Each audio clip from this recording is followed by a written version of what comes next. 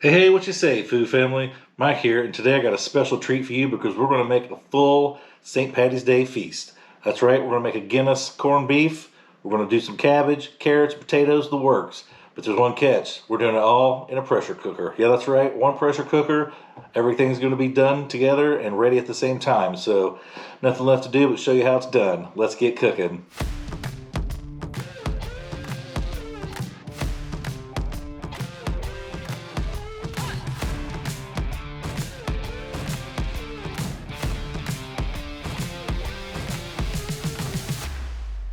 Now, the first step you want to do with any corned beef is take it out of the package and rinse that slimy goo they pack it in with some cold water. Get that stuff off and pat it dry. Other than that, all we're going to do today to prep our corned beef here is sprinkle it with a little bit of brown sugar just for a little extra seasoning. We'll be using the packet that came with it, but to start out, we'll just do some brown sugar. So let me get this on here. We don't need a lot, just a light layer.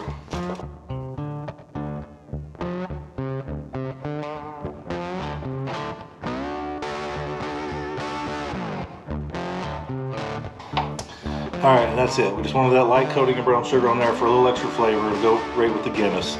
So I'm going to get cleaned up here, get my Instant Pot pressure cooker set up, and we'll start loading it up and get this thing started. Now, to start this St. Patty's Day feast, all we're going to worry about is the corned beef itself. So that being said, we're going to put 3 ingredients in this Instant Pot, put the trivet in, and then put the corned beef on top. So we're going to start with some beef broth, and then we got some Guinness, of course. Can't call it Guinness corned beef without Guinness. And of course, we better taste test. Yep, Mike approved. And then a whole bunch of garlic, because we all love garlic. So I'm going to get these 3 in here. We'll put the trivet in and then lay the corned beef on top of the trivet with the fat cap up.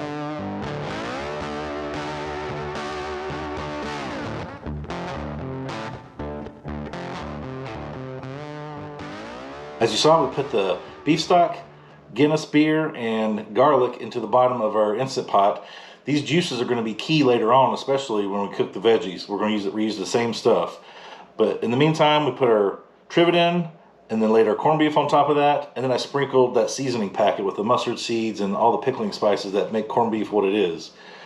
So now that everything's set in here for now, all I got to do is put the lid on, set it for 90 minutes on high pressure, and that's about it. So I guess I'll see you in an hour and a half.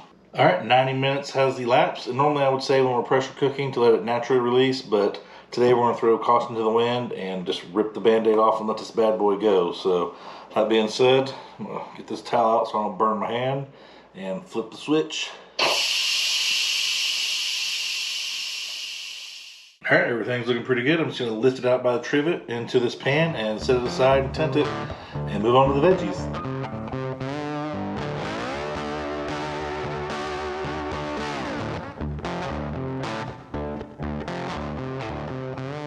Alright, got the brisket removed and tinted back here, as you can see on the stove, just doing its rest thing.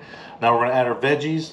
What I've done is I've gone ahead and pre-chopped everything to save some time. So I got a head of cabbage, just chopped into quarters and eighths, broken down.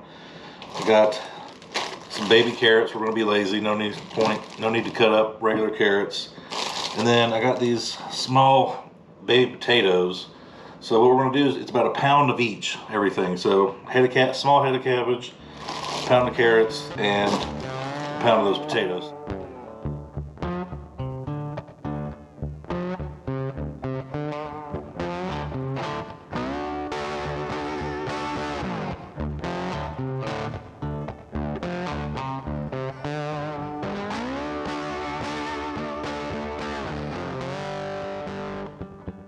Now it doesn't have to be submersed, but we're going to put the lid on, set the timer for 5 minutes, high pressure, just like we were cooking. The liquid's still really hot, so it only should take maybe 2 or 3 minutes to come up to pressure and start cooking. So that being said, I'm going to get the lid on and let it rip, and I'll see you when it's done. All right, now the veggies came up to temp and cooked for 5 minutes. Once again, we're not going to worry about the natural pressure release, so let's pull the towel out and play with danger again. Alright, now that this is finished depressurizing, we'll open it up, give a peek. I'm going to slide this off to the side while the veggies cool down for a bit, and I'll go ahead and slice the brisket up. And then when we come back, I'll make a plate up, and we'll see how our St. Patrick's Day feast turned out. See you in a bit.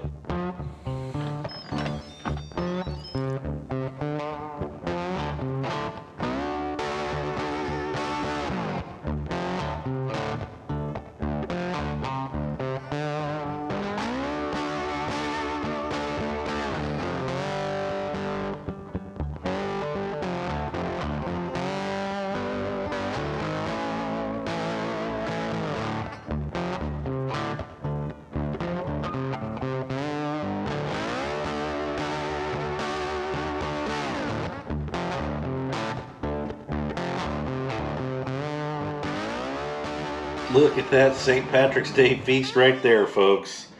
I'm talking some delicious, juicy brisket, amazing cabbage, carrots, potatoes.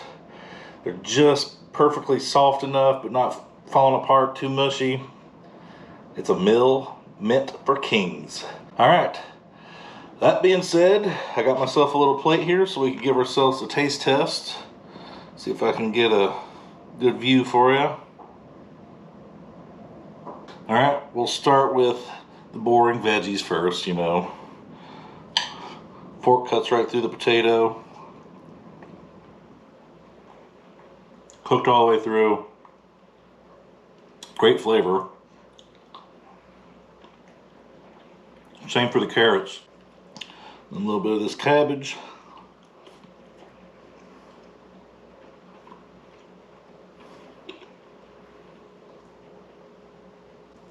That's like cabbage heaven, which is actually good for you, so you should eat more cabbage, people. All right, and finally, the piece de resistance, our corned beef.